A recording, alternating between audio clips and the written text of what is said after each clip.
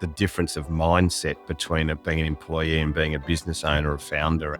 Yeah, and the upside is massive because you're operating on a much, if you look at a sine wave, that the highs are higher, the lows are lower.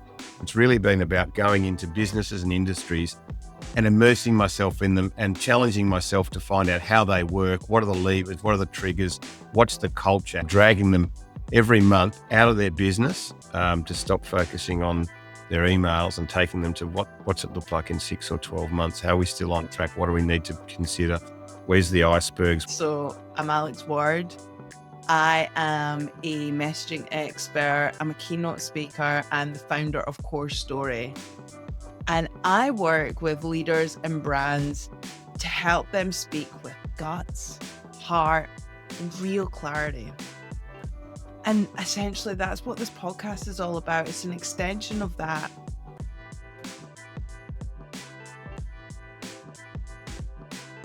Hello, and welcome to another episode of Naked at the Top. Today, I am joined by Andy Rook. Andy, how are you? Fantastic. For a Friday morning, 9 o'clock in the morning, wintry day outside in Melbourne. But looking forward to having the chat. Yeah, great to have you here. Could you just start, Andy, by just introducing yourself and what you do? So what I do at the moment is my main business is I help set up and run advisory boards for private businesses, giving them a sense of strategy and clarity, focus, and accountability. So through the regular interactions with them. I also do executive coaching. I have a number of CEOs and managing directors and C-suite people, Singapore, Australia, New Zealand, England, that I catch up on a regular basis as well. All different people, different industries. Oh, amazing! So, what do you call yourself then? If I had to get you to tell me your job title, what would you call yourself? Yeah, sounds like a dinner party. My wife says, I don't know what he does either. It's an issue. Look, I certainly my predominant business and my absolute real passion is I suppose a board advisory board chair and mentor. And there's obviously smaller businesses where it's just me. You are really doing the mentoring, coaching piece. So to be honest, it's really more. I'm probably more attuned with just being a founder of a business. I think that's the one that I kind of like because it other than just being the title, but it's that's a hard game being a founder of a business, and as you know, and I'm sure a lot of the listeners know, it can be your proudest achievement despite a proper title. Yeah, absolutely. It is hard. And what would you say for yourself personally? What's the hardest part of being a founder? It's a great question, and this is where I suppose I play a role for people. And I'm always honest enough to say I'm not impervious to myself, but there's a certain there's a bit of a loneliness about it. I think there's not many people you can often talk to about it. Other founders get it, but a lot of other people who haven't been on that journey and kind of, I'm not saying I've risked everything to do it, but certainly, you do jump off and have to swim frantically. So I think there's that part to it. There's always a bit of a lack of security about the money until you get to a certain stage. And again, I'm not saying that I'm not impervious to that either, sort of thing. And when you lose a couple of clients, there's always a bit of a clutch sort of in your chest. And which happens, you just haven't got that security of income and tenure that you have with a business. So I think, it's more of the risk I think that you're taking, backing yourself. Yeah. The fallibilities and some of the self-talk that can come with that.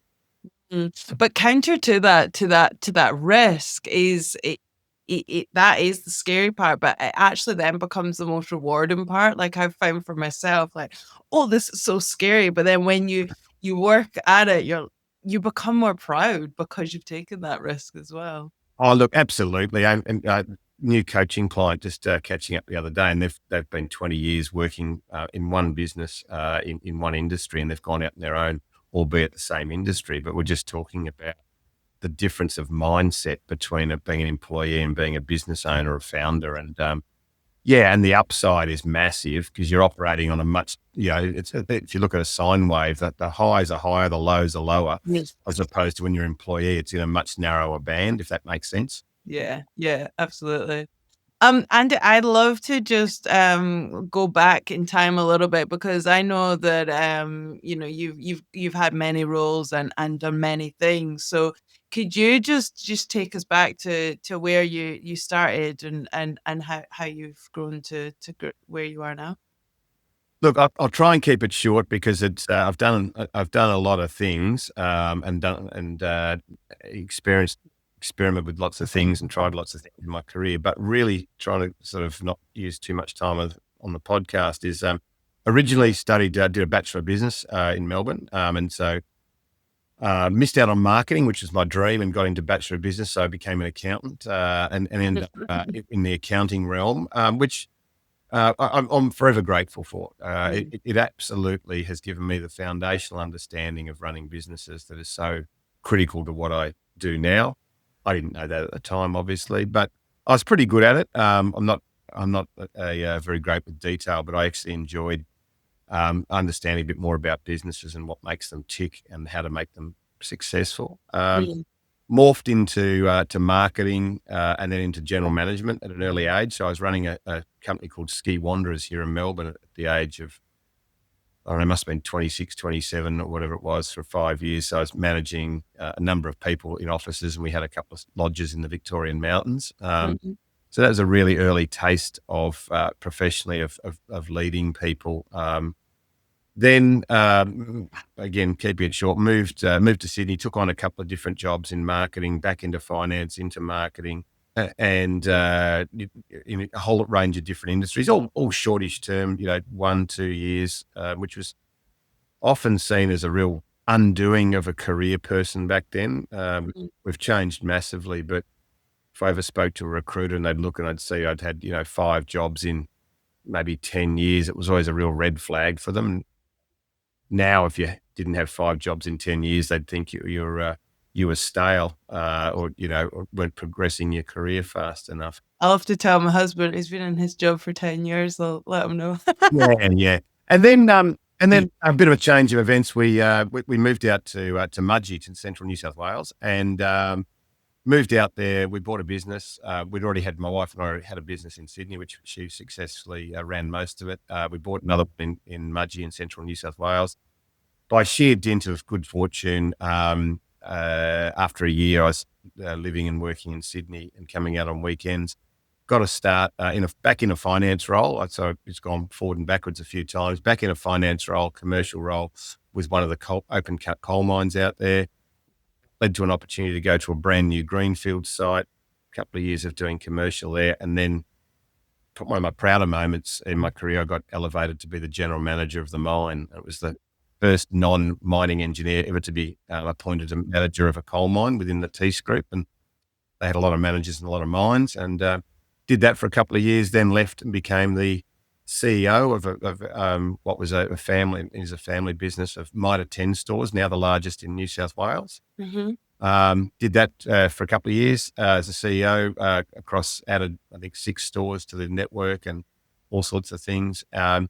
Then one of my mentors offered me an opportunity to go to work embedded within BHP Iron Ore in the Pilbara and lead a team of 10 coaches, which kind of appealed to me just to sort of do something back in mining, but radically different. And mm, for 2 years, almost exclusively, I was embedded within BHP Iron Ore in the mm, Pilbara with 10 coaches all across Western Australia working for me, plus me doing some coaching myself. Yeah, living in mining camps and working with people and seeing some inside of workings of one of the largest companies in Australia.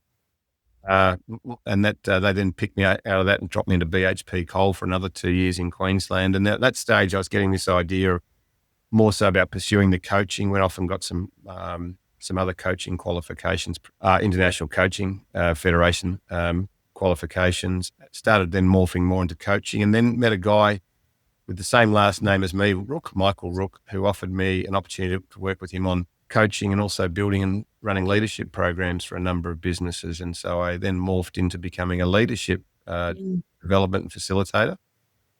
And so, again, I spent a lot of time embedded in Zero, both Australia and New Zealand, and a bit in Singapore. mm, We built leadership programs and ran leadership programs, and then also for some of the major infrastructure projects in New South Wales and Victoria. And then the kernel of the idea came up about advisory boards, Mm. businesses, Nice. how we could actually get all the experience and knowledge from retired and semi-retired people, and how we could pair that up with private business owners to accelerate and supercharge their drive to reaching their potential. Mm. And then so for the last 5 years, that's been my real mission and passion and purpose, is doing that. So Yeah, wow. um, yeah, Quite a career history, yeah, Andy. it's yeah, it leaves, and not that I'd have to deal with recruiters anymore, but you can imagine some recruiter just, their head exploding and looking at that and going, I don't know what we do with you. And well, again, my husband's a recruiter, so I can Oh, I see. talk to him about you. So we've got something in common. So I worked in the mining industry. I worked in manufacturing, sold into the mining industry. So what was it about the coal mine that drew you to that? Look, the funny thing is, I wouldn't have 2 years, a year prior to working out at the mine, as late as that. So I was in my mid-40s, or thereabouts. I had never set foot in a coal mine in my life. I'd been on a school trip to one in Victoria. It didn't have any resonance for me whatsoever. It was like most of my career, it's really been about going into businesses and industries and immersing myself in them and challenging myself to find out how they work, what are the levers, what are the triggers, what's the culture, how can I either make it successful, contribute to that success. So it's the puzzle and the gamification of business, I think, is what really interests me and excites me. Yeah. It wasn't the coal mine. It wasn't coal mining as such. I'm not passionate about mining. I'm not pro or anti mining. I'm not passionate about mining, but just going to something completely different from what I've done and just immersing myself in it and learning it and and not conquering it, but try to really, really understand and bring some different thinking to it.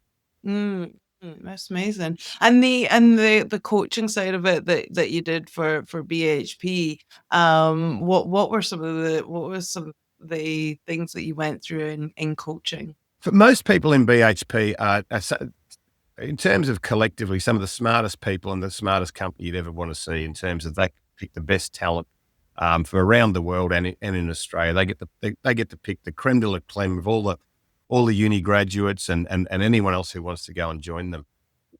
What it was doing was actually taking people and working with people with massively high IQ and trying to develop their EQ, which was usually much lower than the general population. They're not being derogatory, but because they're such high IQ people, they weren't so good in the EQ. And explaining to some people yesterday, I was drawing some diagrams in a disc profile session and saying the reason that BHP struggled for engagement is because they had a lot of incredibly high, intelligent IQ, logic-focused people, but they weren't people-focused. They didn't gravitate towards understanding and about how to engage and lead teams and deliver back to their staff what the staff really needed to supercharge them in being high performers.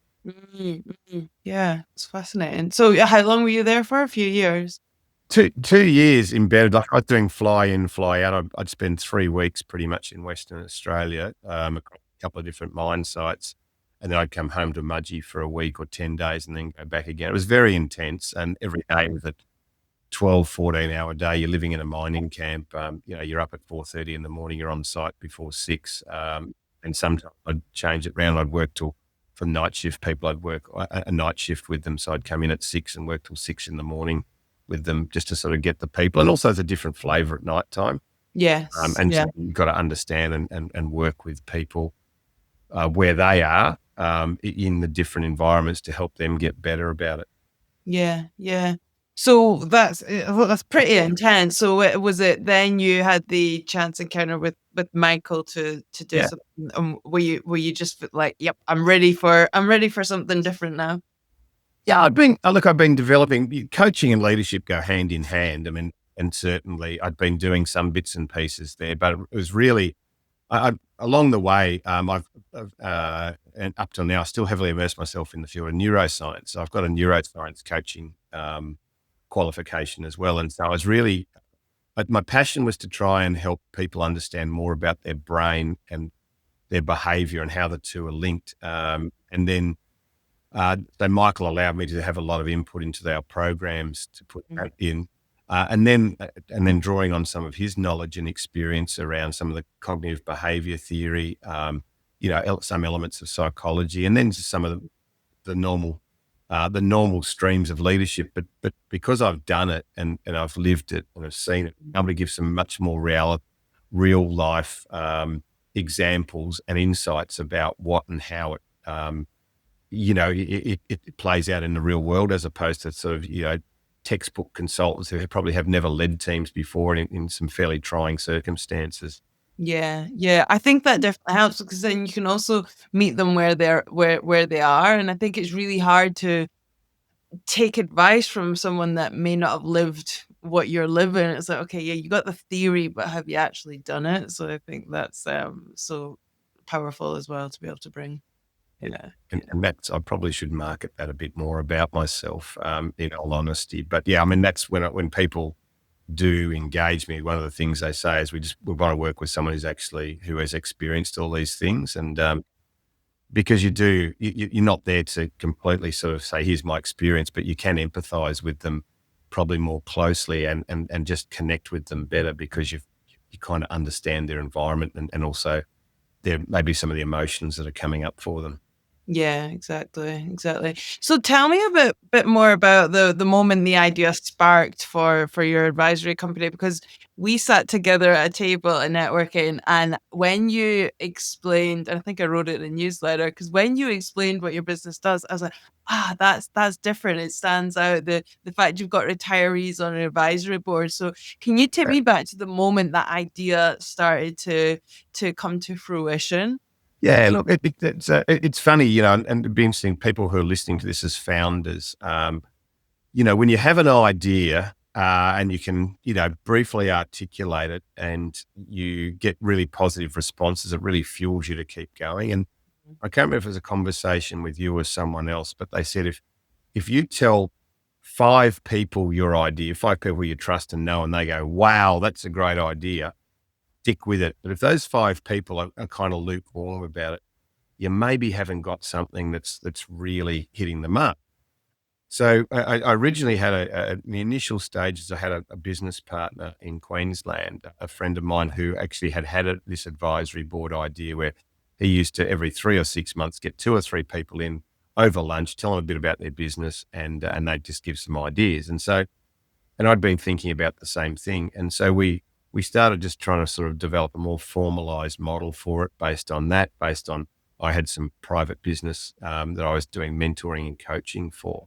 Mm, And then the idea came up because a few of my friends had been very successful, are very successful, and had built up and sold businesses, made lots of millions of dollars. Some of them had been very successful C-suite people. And the message I was getting from them is, I'm bored.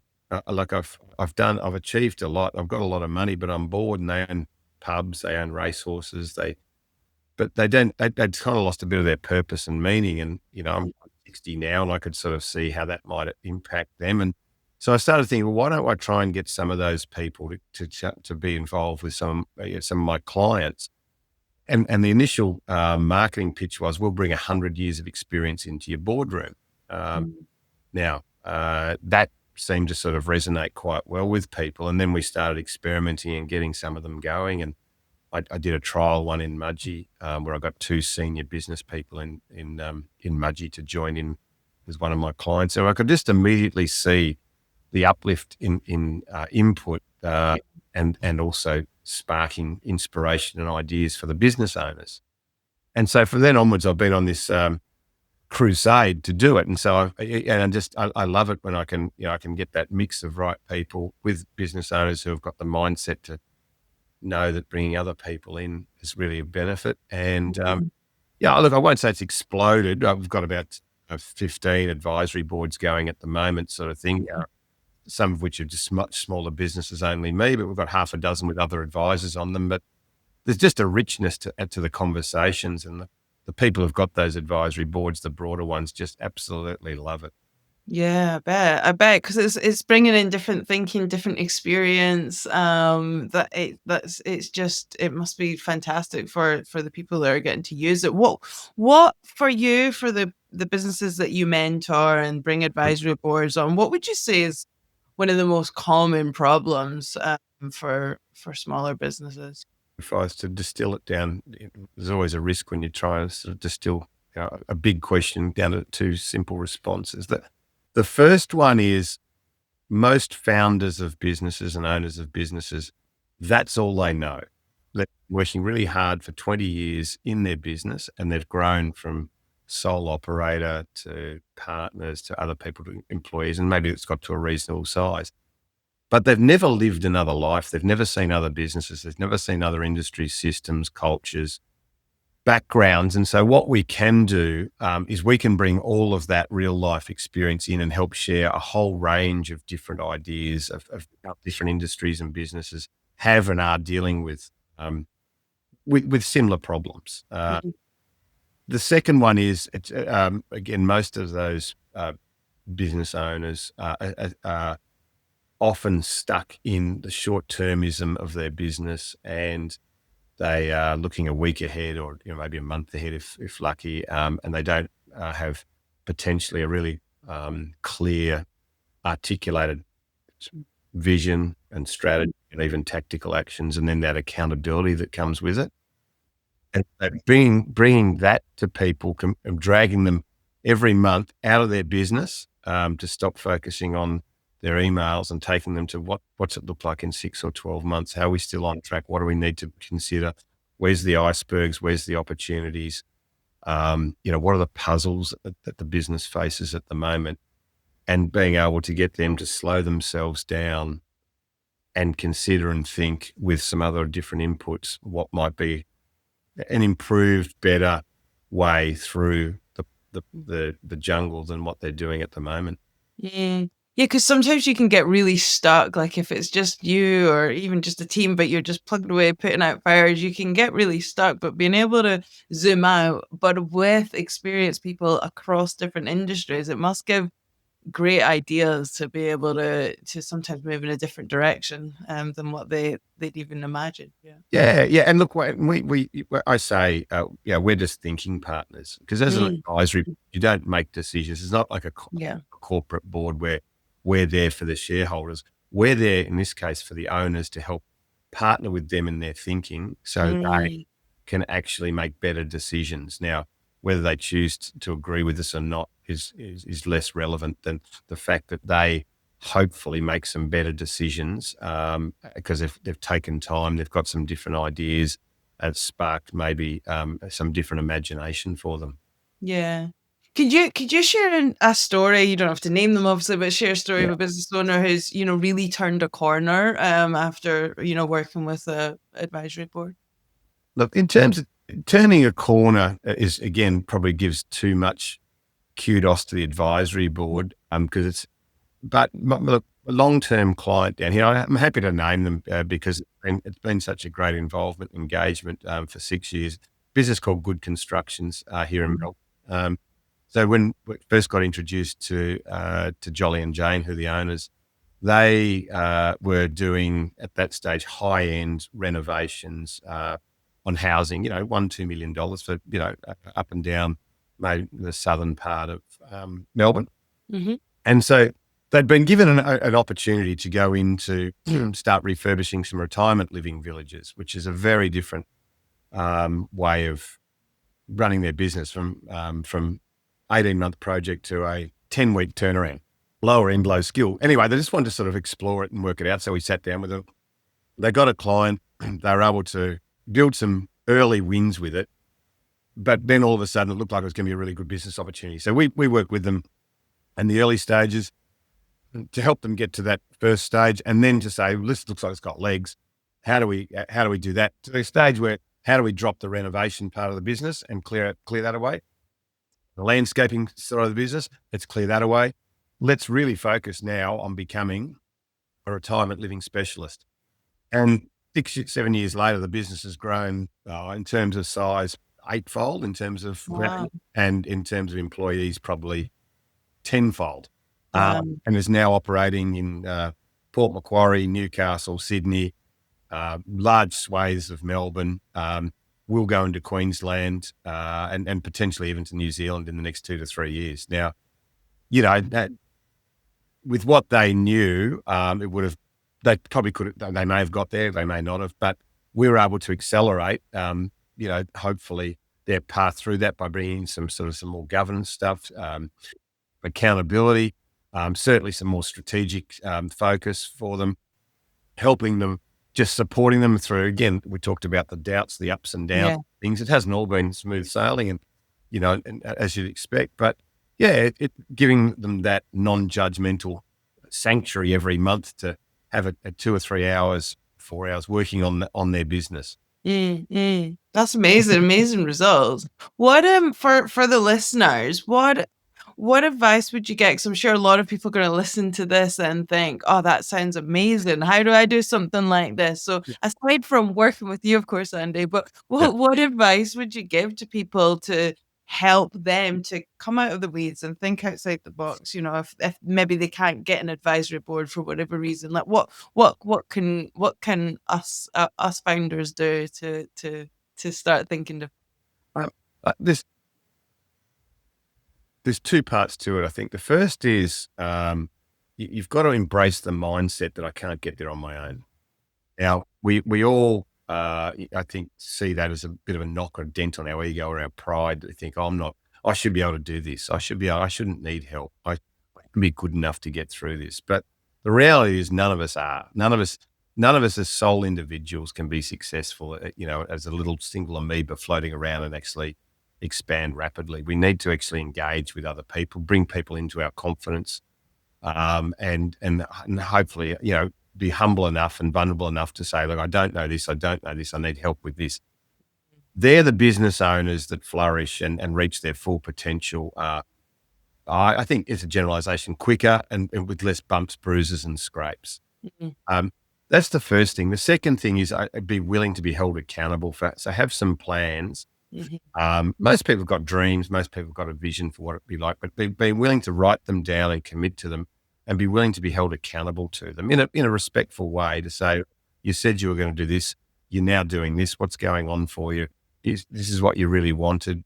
What's the distractions? How do we get rid of this? Then how do we get back on track?" And mhm. accepting that that's again part of high human performance is getting the feedback, being held accountable to someone or group of Yes. people, making some public commitments, and then being able to sort of keep adjusting in pursuit of the dream.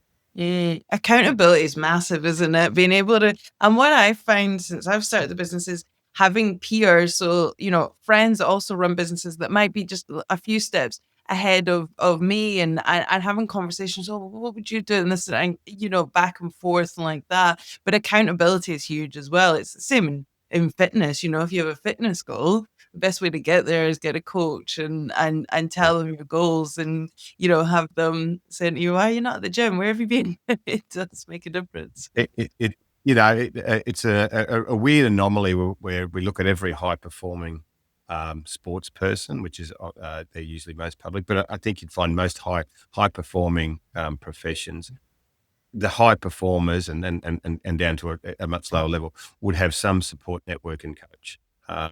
Yet we feel in business for some reason that we can get by without that. Now, you look at every high performer in business and irrespective of whether I'm working with them or not, but invariably they've got some support network and coach around them,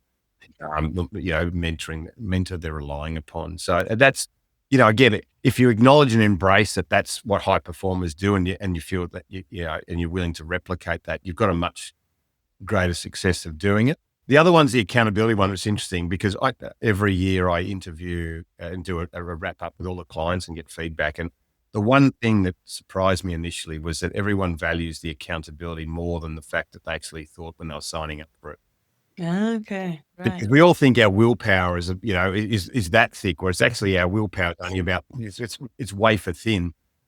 We need the accountability to push through all those periods of time. We go, "Oh, look, I can get away with this because no one's watching. Yes. Instead, I was going to run a marathon, but I didn't write it down, didn't tell anyone, so I can push that to one side. Whereas if you make a public proclamation that I'm going to do this or this is what we're going to do, and then you've got people holding your account, your ability to follow through and nail it is many, many multiples higher. Yeah, absolutely, absolutely. I'd love to just go dig into your personal life in a bit more detail. That sounded a bit weird. But just in terms of because I obviously we've spoken a few times, and you've done some pretty interesting things. Like, can you tell us about some of your travels and where you've been and what you've done, what your hobbies are? Because it's I think yeah, it's people wouldn't expect it. It's an interesting, and I haven't been able to nail where this comes from, but I see it in my son as well. So I've got a 26-year-old daughter and almost 24-year-old son, and you're always looking at your kids. I know you've got kids. You're always looking to say who's got what, which DNA are they hitting upon here, sort of thing. And the good ones are always mine, and the bad ones are obviously always my wife. But ever since I was quite young, I've always been wanting to push myself out of my comfort zone repeatedly, and that's gone to travel as well.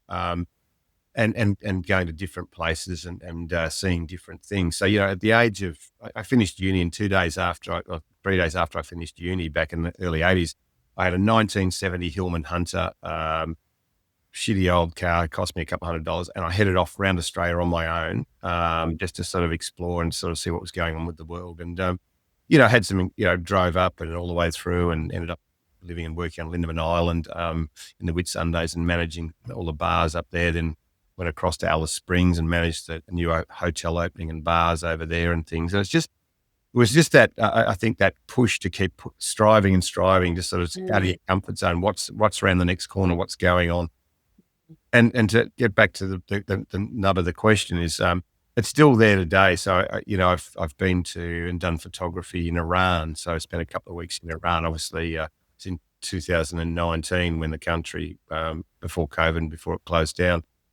I have been to India a couple of times doing street photography in India, and just taking myself off to different places and just mixing with the locals and understanding and trying to connect with them. And the photography is not the absolute reason for it. The photography is a bit of a tool, I think, that forces you to do that. Been to Oman back in the days when I was living overseas. I travelled right out to the Syrian border in Turkey. Just taking buses and things like that. Travelled through Myanmar when it was open, and in some pretty rough conditions. Travelled through Laos again before it was really sort of touristy and things. So it's all those. There's probably a couple more, don't know. What is it about those areas that attracts you? Is that you want to go and explore? There's some of those areas you'd imagine a lot of people, but I don't even want to go there. What is it that draws you to those areas? I think it's also, and conversation from dinner 2 weeks ago, I think it's also trying to see those people and places in their, call it natural, but less diluted through the impacts of tourism and Western society to some extent, and trying to. There's very few places in the world you can probably go now and actually see, getting a feel or an encapsulation of other people's lives that isn't sort of polluted or sold out to some way in tourism or other now infecting it. And that's what it's always been for me. I have no doubt you could go to parts of Africa and probably South America and get some of that still. I haven't done that. My travels so far, but yeah, and there's an element then of winging it and making it up. And, I haven't had no major danger experience, life-threatening experiences, a few close shaves, but yeah, and I think that's the other thing. It's a bit of the adrenaline part about off the beaten track, round the next corner. What am I going to find? And that's where most of the rewards are, whether it's photography or anything else. It's getting off the main path. And what is it about photography? Does that help you, connect with the locals in a way? And how have you felt that experience connecting with locals? And look, it does. I think photography is a bit like you get you get one or two good photos. So the definition of a professional photographer versus amateur is an amateur photographer takes 1,000 photos and makes you sit through every single one. Mm. And a professional photographer takes 1,000 photos and only shows you one photo, and you go, "Wow, aren't they great?" Whereas the reality is they're smart enough to know that the other 999 were garbage. Uh, but I think part of it's the thrill of the trophy, getting that one great photo and say, "Hey, from an artistic, creative point of view, I captured that scene, that person, whatever." And it's a really great replication of it. Not for the kudos. I don't like showing my photos, but just for the fact all the bits and pieces of the learnings of photography all came together in that one photo. A bit like when you cook a meal, all the different ingredients all married up beautifully, and look what I've got.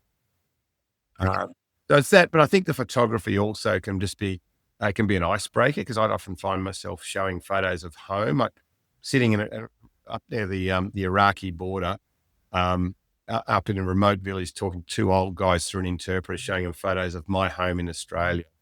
It's still one of my most rewarding experiences, and then laughing and poking, and us just not having any common language together, but laughing and poking at these photos, and then me being able to take photos of them while they're laughing and in a natural Mhm. state, is one of my cherished photos I have on my wall outside of my office, sort of thing, because it was just, that they are being normal humans, in a different part of the world. And it's, and the photos are just, they're a trigger of a moment in time. Yeah, it'll help you remember, it'll take you back to Yeah, that room, yeah, and very it's much. amazing how we can actually connect without even being able to speak the same language, being able Yeah. to like what you did. So how do you intriguing for me, how do you start that conversation, with locals that don't know the same language? Like, how do you approach that? Never with a camera out front. Yeah. Because no, but it does, 'cause although a lot of the nationalities, in the subcontinent, things actually like having their photos taken, the worst thing you can do is walk around and start putting a lens in people's faces. So it actually forces you to engage with them and actually genuinely get to their level and have a chat. And then if you're doing that, and then they know you're, doing some photos, is maybe showing them some other photos of other people, or maybe even politely asking if you can take photos, because obviously in some cultures, Iran, you can't photograph females, and nor should you be, and even children's off limits in just about all countries. And then actually taking some photos and showing them, because they don't often get to maybe see photos of themselves and their friends, and then having a laugh about it, and just building a relationship over that connection point. I just enjoy wandering around the slums of Mumbai, for example, or the fish markets, and just having the Mm. laughter, watching the people, and trying to engage with them to some extent without trying to impose yourself. And here's a quick photo. I've got what I need, and I'm out of here. Yeah, yeah. So really immersing yourself in their life and their Yeah, world. yeah. Yeah, yeah. Um, what a lot of the business owners I'm speaking to for this podcast, so I'm trying to look at trends and what I'm Mm. seeing in all the CEOs and leaders. One of the main things that keeps coming out is the ability to have fun. Like, many of them are just like, you gotta have fun. I think one guy said, if you're not having fun, what are you doing? So how do you see that? Like, how do you bring fun into your daily life, and do you see it as being an important part of business as well? Look, it's an important part of business.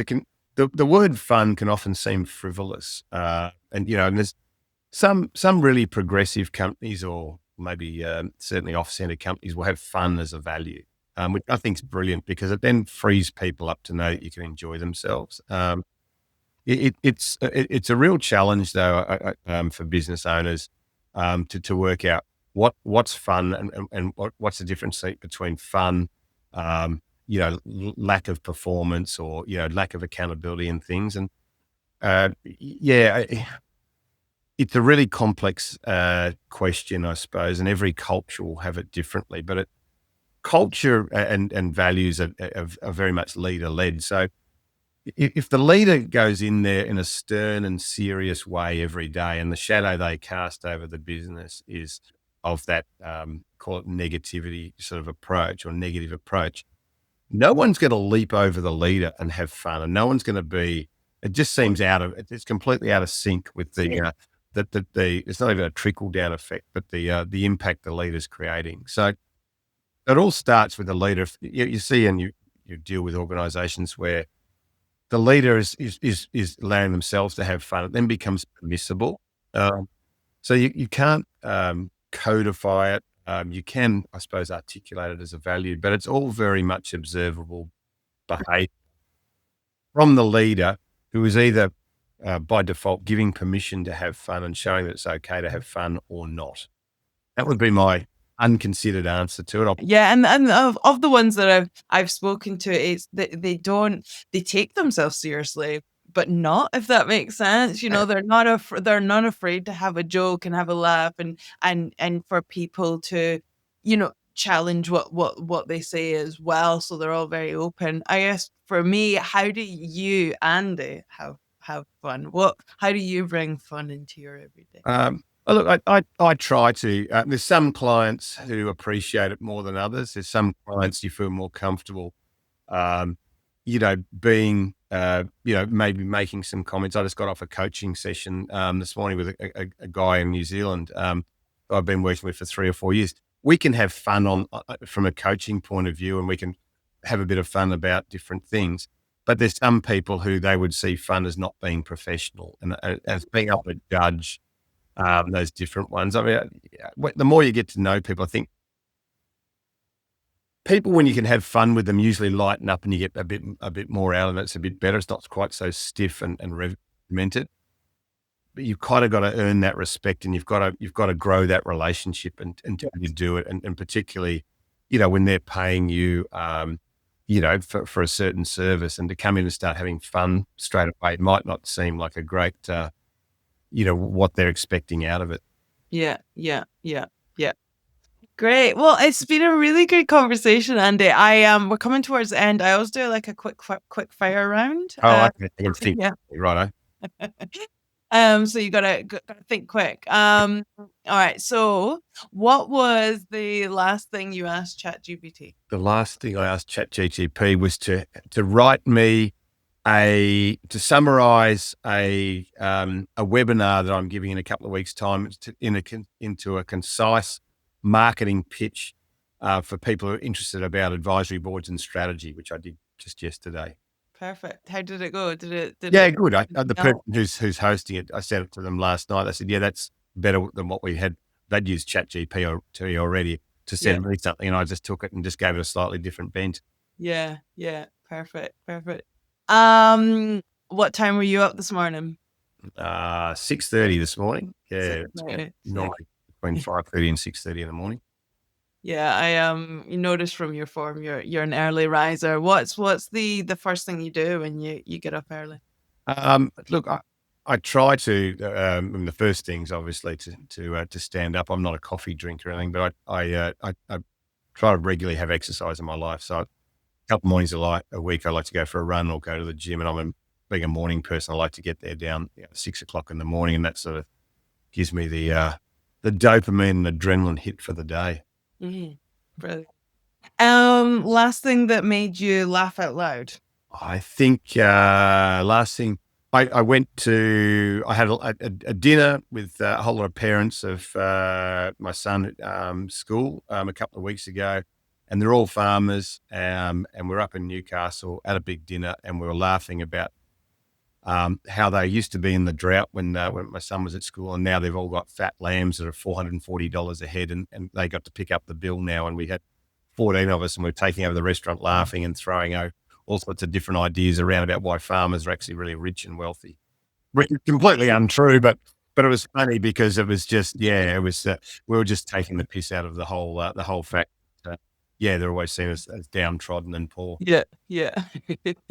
What's a habit or hack that's saved you in the last year? A habit? Habits, yeah. That saved me in the last year. A habit.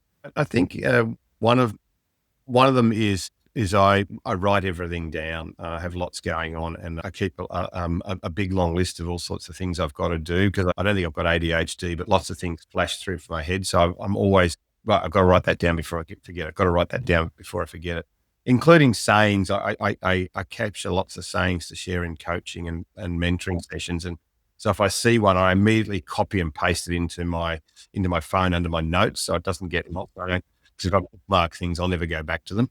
Yeah, yeah. Nice, nice. That's good you got them in your phone. I've got Post-it notes everywhere. Yeah, that's right. Yeah, and that's played that game before, and it's it's crumbled. Yeah. Fantastic. Well, the last question I've got for you, Andy, I always like to do a parting question for the listeners. So almost a little gift to pass on.